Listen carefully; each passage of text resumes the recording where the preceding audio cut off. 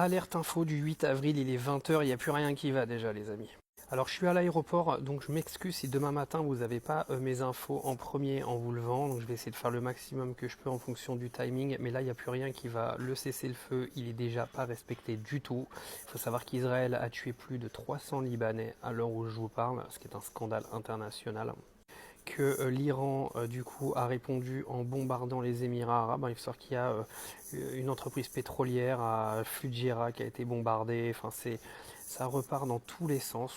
Le couvre-feu, le cessez-le-feu, pardon, il aura duré 12 heures. C'est n'importe quoi. On vient d'apprendre que les États-Unis auraient bombardé Téhéran. Donc là, les gars, on n'y comprend plus rien. Vous avez un cessez-le-feu qui a été voté la veille. Il n'est déjà pas respecté la journée d'après. En gros, je vous le dis.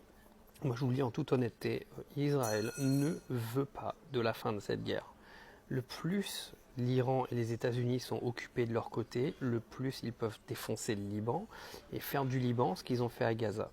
On va arrêter en fait de mentir aux gens, on va dire les termes. Cette guerre, elle arrange Israël. On sait très bien que depuis le départ, ils poussent les États-Unis à foutre sur la gueule à l'Iran autant que possible pour affaiblir l'Iran autant que possible et pour qu'il y ait complètement le bordel à l'intérieur des pays du Golfe, parce que c'est exactement ce qui s'est passé, hein.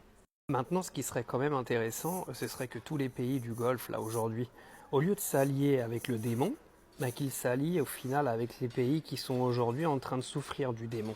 Parce que vous pouvez me raconter ce que vous voulez, hein. Aujourd'hui, il y a un pays qui commet des génos et d'autres qui attendent.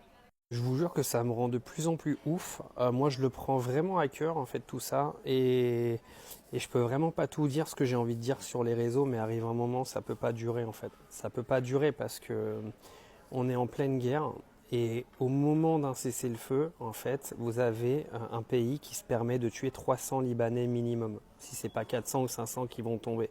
Je sais pas si vous vous rendez compte de le niveau d'humanité de ces gens-là, et ces gens-là se font passer pour des humains en fait.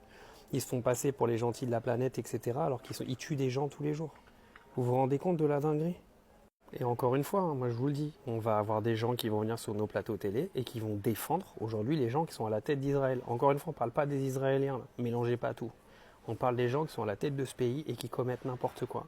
Encore une fois, vous avez la dose d'Israéliens qui sont contre ce gouvernement et qui se font défoncer par la police tous les jours.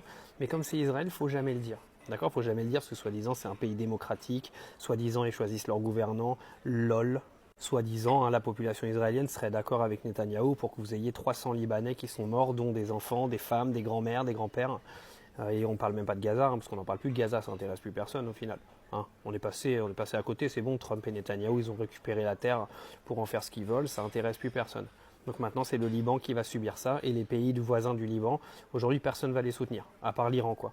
Les autres, ils vont regarder, puis ils vont dire « Oh bah pourvu que ça nous arrive pas un jour, quoi ».